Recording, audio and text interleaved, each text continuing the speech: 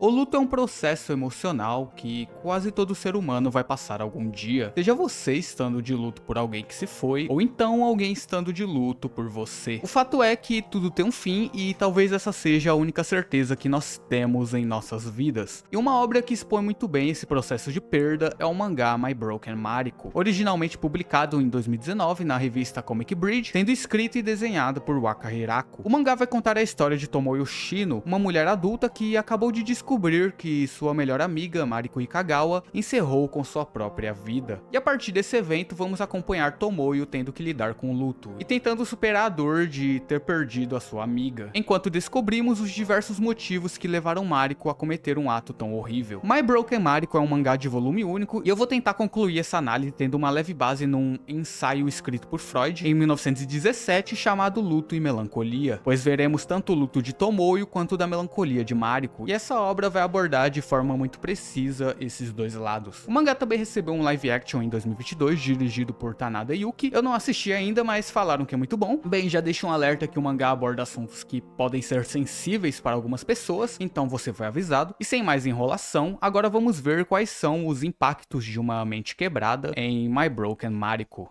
A história já vai começar com Tomoyo Shino se acabando no miojo, quando ela vê na televisão uma notícia de uma mulher que caiu da varanda do seu apartamento no quarto andar. O nome da moça é Mariko Ikagawa, sua melhor amiga. E como o patrão vermelho não gosta da palavra que começa com S e termina com Yo, eu vou ter que substituir ela por uns outros termos, beleza? Tomoyo de início não entende, ela se nega a acreditar nisso, pois Mariko na última semana estava perfeita. Mas depois de algumas ligações perdidas e mensagens não respondidas, ela enfim compreende que sua amiga de infância, infelizmente, já não está mais ali. Mariko nunca teve amigos de verdade, além de Tomoyo. O pai de Mariko também é um falido, logo o velório não deve ter sido algo muito grande. Mas Tomoyo ainda quer fazer algo por sua amiga, e ela então decide fazer uma coisa um tanto fora do comum: invadir o apartamento do pai de Mariko e roubar as cinzas de sua melhor amiga. Algo que vale a pena comentar é que no Japão é muito mais comum a cremação do que os enterros convencionais que vemos por aqui, já que as principais religiões do país são o budismo e o shintoísmo, e consideram a cremação uma forma mais respeitosa de se despedir de quem já se foi. A urna contendo as cinzas são geralmente postas em um butsudan como uma forma de homenagem, e posteriormente essa urna com as cinzas pode ser enterrada ou então ter suas cinzas espalhadas, como vemos em vários casos. Também há outros motivos do porquê dessa prática fúnebre, que envolvem extensão territorial e outros aspectos culturais, mas eu foquei mais na questão do budismo, pois no mangá há alguns elementos que talvez tenham uma certa relação com essa religião, mas isso a gente vai ver mais pra frente na história. Mas por que Tomoyo quer roubar as cinzas de Mariko, do pai da garota, a qualquer custo? Bem, porque o pai de Mariko foi o principal responsável por tudo o que viria a quebrar a menina em seus curtos e dolorosos 26 anos de vida. Mariko, na sua infância, e isso perdurou até o fim da sua adolescência, sempre foi vítima dos mais diversos tipos de violência por parte do seu pai, que fazia isso praticamente todos os dias, e conforme Mariko foi crescendo, a garota desenvolveu uma dependência emocional que a fez se envolver com os piores homens que a sociedade pode oferecer. Por ela se julgar inferior, ela aceitava qualquer migalha que davam a ela, e mesmo adulta, esse ciclo de violência nunca acabou. E desde o dia em que Tomoyo testemunhou isso pela primeira vez, ela vem carregando com si uma culpa por nunca ter conseguido livrar a garota das garras do próprio pai. Mas dessa vez seria diferente, Tomoyo enfim poderia salvar Mariko, ela poderia finalmente tirar a garota daquele lugar onde ela passou por tanto sofrimento e tentar dar um descanso digno para Mariko. Ela então vai até a casa do pai de sua amiga e lá ela é recebida por uma senhora, a atual esposa do pai de Mariko. Ela é uma mulher bastante simpática e Tomoyo consegue entrar na casa com a desculpa de estar vendendo umas coisas. A casa tá bem arrumada e nesse instante Tomoyo se questiona se, bem, talvez aquela mulher tivesse sido a mãe de Mariko, as coisas tivessem acabado diferentes, já que a mãe biológica de Mariko a abandonou depois de descobrir que a filha havia sido usada pelo pai. Por conta disso, a mãe da garota também culpava ela por ter seduzido seu marido, o que contribuiu para Mariko crescer com esse sentimento de culpa, mesmo ela sendo a vítima.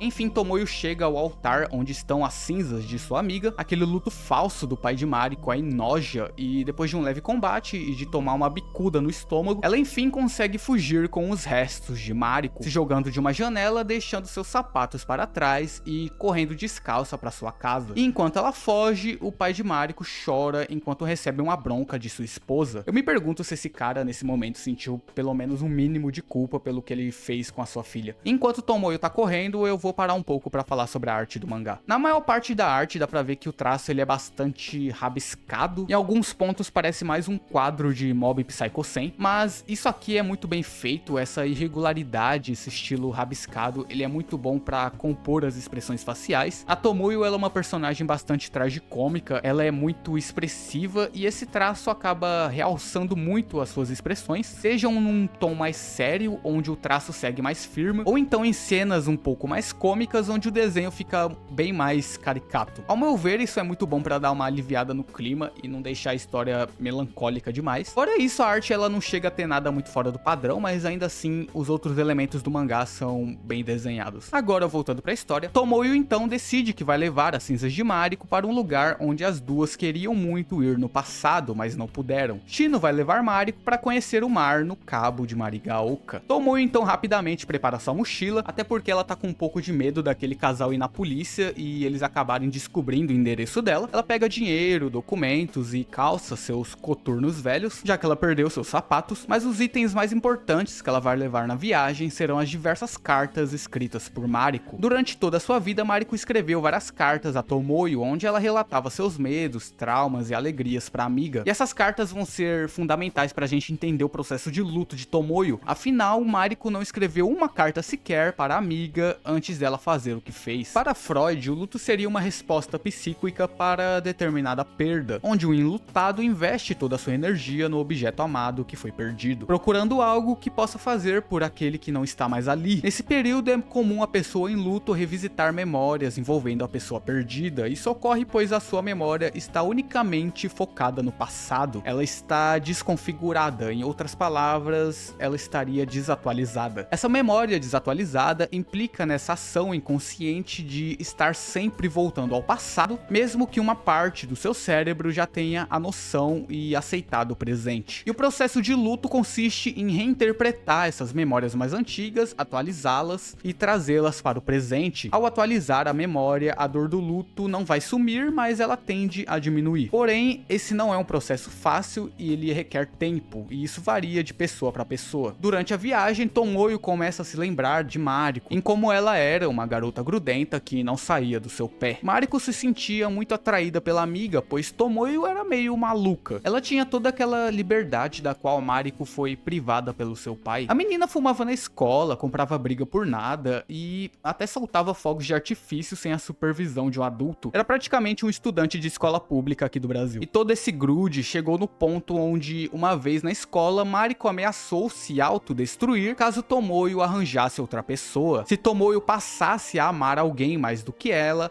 Mariko iria dessa para uma melhor. Tudo isso servindo como uma espécie de pedido de socorro, porém faltava uma boa comunicação entre as duas. Por conta disso, quando Tomoyo saiu da escola e começou a trabalhar, ela também foi se afastando cada vez mais da amiga. Dessa forma, Tomoyo sente uma parcela de culpa pelo que aconteceu. Ela se questiona se... E se ela tivesse defendido Mariko do seu pai na infância e durante o ensino médio? E se Tomoyo tivesse passado mais tempo com a amiga, tivesse ajudado a garota a se curar, ao invés de deixá-la de lado por considerar ela como um grande incômodo? Talvez as coisas tivessem sido diferentes. E todas essas dúvidas fazem Tomoyo se questionar se talvez Mariko, nos seus últimos dias, já não tivesse consideração alguma pela amiga. E como Mariko não deixou uma última carta para esclarecer essas dúvidas, nossa protagonista talvez nunca tenha resposta para essa questão que está lhe causando tanta angústia. Por isso Tomoyo se vê obrigada a livrar a alma de Mariko de todo aquele ciclo de ódio que a assombrou durante toda a sua vida. É uma forma de Tomoyo dar paz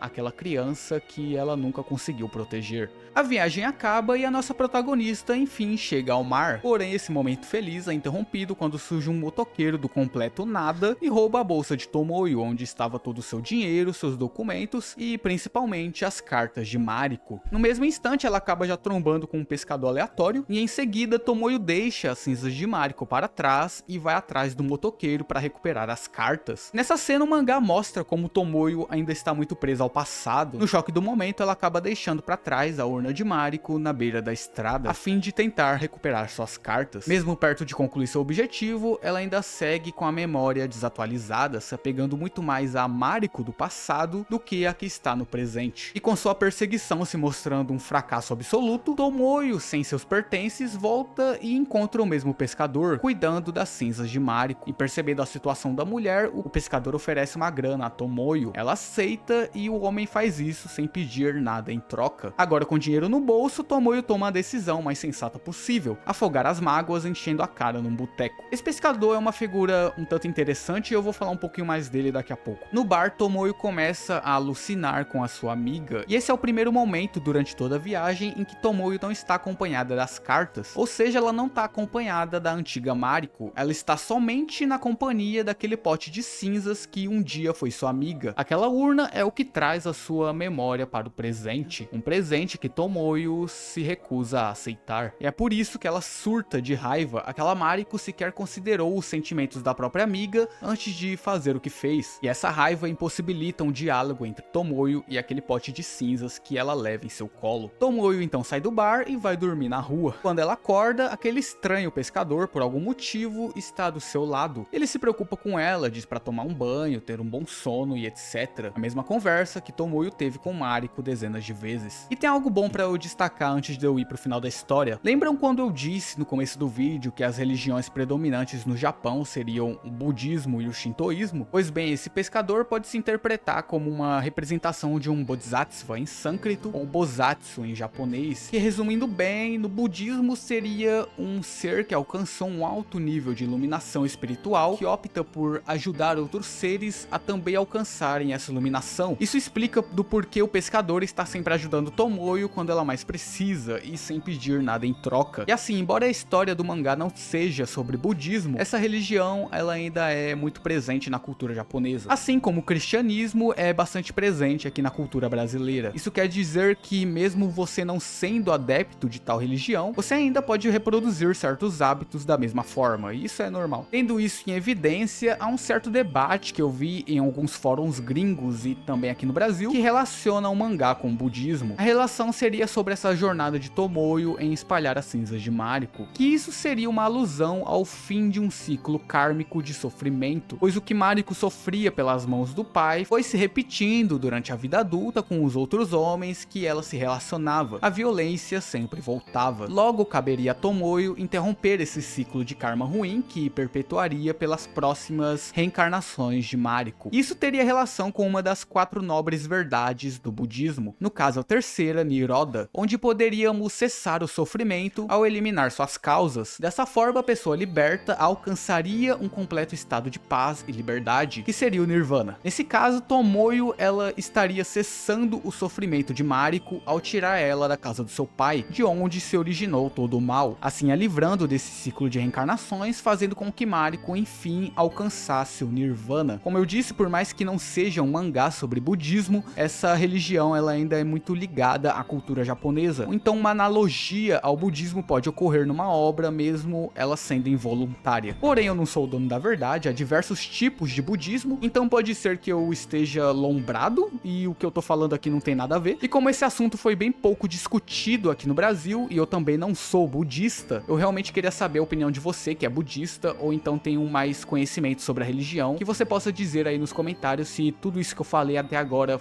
de fato tem alguma relação com o budismo ou não, ainda mais tendo em vista os eventos que vamos falar agora no final da história. Agora voltando, Tomoyo finalmente chega ao mar e aqui teremos um dos últimos flashbacks envolvendo Tomoyo e Mariko, que mostra o dia que Tomoyo expulsou do apartamento de Mariko, na base da panelada, o ex-namorado violento de sua amiga. Dias depois, as duas se encontraram em uma lanchonete e lá estava Mariko, sorridente e com um braço quebrado. Ela, mesmo depois de ser defendida por Tomoyo, ainda se encontrou com seu ex-namorado. E mesmo com Tomoyo dando a mesma bronca de sempre, Mariko enfim responde: eu sou quebrada mesmo. E se julgando culpada por todo aquele ciclo de ódio que ela nunca conseguiu sair. Com Mariko se auto-incriminando por ter sido a vítima do seu pai e de seus namorados. Se culpando por ter sido abandonada pela própria mãe. E também se julgando culpada por ter sido deixada de lado por sua melhor amiga. Nessa cena podemos enfim entender melhor a melancolia de Mariko. Ela é quebrada e admite não saber o que consertar primeiro. Ela sente uma dor excruciante, porém é uma dor que não tem fim, que apenas te quebra lentamente de dentro para fora. Freud diz que em relações amorosas há o conceito de ambivalência, onde basicamente os sentimentos de amor e ódio coexistem na relação com algum objeto, e quando nós perdemos esse objeto, um desses dois sentimentos pode acabar se sobressaindo. E aqui vemos qual que é a diferença que Freud destaca entre o luto e a melancolia. Enquanto no luto a pessoa sabe o que ela perdeu e sente um extremo vazio por isso, o seu sentimento de amor se sobressai, como vemos com Tomoyo desde o começo da história. Porém, na melancolia, a pessoa ela não sabe o que ela perdeu, logo o indivíduo se identifica com o objeto perdido, e isso somado com uma falsa culpa, como vemos no caso de Mariko, a pessoa então passa a odiar a si própria. E isso se deve pois na melancolia o eu é dividido em duas partes, um que julga e um que é julgado. E isso resulta em algo que Freud chamaria de automartírio prazeroso, onde o melancólico se auto-insulta, se auto-incrimina, pois isso gera uma satisfação no outro eu. E é o que vemos Mariko fazendo, sempre se rebaixando verbalmente ou então voltando de braços abertos para quem a machucou. E em paralelo, a própria Tomoyo se julga uma das culpadas pelo que aconteceu com Mariko. E isso também resulta em uma espécie de automartírio por parte da Tomoyo, pois desde o início da jornada, ela está cada vez mais se autodestruindo como uma forma de punição velada. E assim como ela, o mundo à sua volta também passa a se deteriorar. Primeiro foi um colega de trabalho que se mostra indiferente ao seu luto, mais tarde ela sai machucada depois de uma briga, em seguida ela é obrigada a usar coturnos mais sujos que o Cascão, depois Tomoyo é roubada e não consegue nem descansar porque tem um monte de marmanjo que ficam torrando a sua paciência. E no fim ela chega até mesmo a dormir na rua. Ela e o mundo à sua volta estão ficando cada vez mais quebrados. Logo, Tomoyo e Mariko são a perfeita definição do que, segundo Freud, seria o luto e a melancolia. No luto é o mundo que se torna pobre e vazio. Na melancolia é o próprio eu. Agora voltando pro presente, Tomoyo já de frente pro mar, então fica com raiva e mete o louco e fala que não vai mais espalhar cinzas de Mariko. E que agora ela mesma vai se churrascar pra Mariko entender qual que é o sentimento de não poder impedir a amiga de se autodestruir. Mas aquele pescador aparece e impede a garota de cometer o ato. Enquanto isso, os dois veem uma mulher fugindo de um maluco, o mesmo motoca que antes roubou a mochila da nossa protagonista. Aquele homem era um maníaco que estava atacando garotas pela redondeza. E tendo essa visão, Tomoyo vê naquela mulher fugindo uma forma de se redimir pela culpa que ela carrega pela sua amiga. Então Tomoyo pega aquela urna de cinzas e dá só uma lapada no motoqueiro, o que interrompe um ciclo de ataques que afetaria futuras vítimas daquele homem, ao mesmo tempo em que liberta Mariko, pois a sua urna foi aberta. Mariko agora finalmente está livre e em paz, e mesmo reduzida a cinzas, ela segue brilhante e flutuando em direção ao mar. Mariko enfim encontrou a libertação após cessar um ciclo de violência. Tomoyo, que tentou agarrar as cinzas da amiga, cai do barranco e em seguida é acordada pelo pescador, e também revela já ter pulado dali há 6 meses atrás, mas que se libertou de todo o seu sofrimento ao perceber que estar vivo é a única forma de encontrar quem já não está mais aqui. Cuide de suas memórias, mas também cuide de si mesmo. O motoqueiro então foi preso, assim Tomoyo enfim recuperou a sua bolsa com as cartas, mas sem o dinheiro, e pode enfim voltar para casa. Porém, a sua mente ainda não se adaptou. Convenhamos que é difícil voltar à normalidade ainda carregando resquícios de culpa. Mas na volta ela vê na sua porta uma carta deixada pela esposa do pai de Mariko. Quando Tomoyo entra em sua casa, ela então abre um envelope e lá está a última carta escrita por Mariko para sua amiga. E por mais que isso desperte a nossa curiosidade, não sabemos o que Mariko escreveu na carta. O que sabemos é que suas palavras enfim trouxeram uma iluminação para a mente da amiga e confortaram o coração da nossa protagonista diante do luto. A memória de Tomoyo foi finalmente atualizada. My Broken Mariko tem uma história que pode ter um peso diferente para cada pessoa. Alguns podem se identificar mais com a protagonista, outros com a Mariko, pois as experiências retratadas no mangá são bastante reais. Inclusive a própria Waka Hirako se inspirou na história da sua mãe para escrever o mangá. Enfim, eu acho que eu já comentei tudo que eu tinha para falar. Comentem o que vocês acharam do mangá, e você que é budista ou tem um conhecimento sobre, comente se de fato toda essa jornada pela libertação de Mariko tem alguma relação com o budismo budismo. Ou então você não tem nada a ver mesmo. Queria deixar um agradecimento aos 2 primeiros membros do canal, Redkong02 e Richard Venácio, que ao invés de gastarem o dinheiro com 2 mini coxinhas, decidiram apoiar o canal. Então eu agradeço bastante. E muito obrigado a você que assistiu até aqui. Curta o vídeo e, se possível, comente. E até outro dia.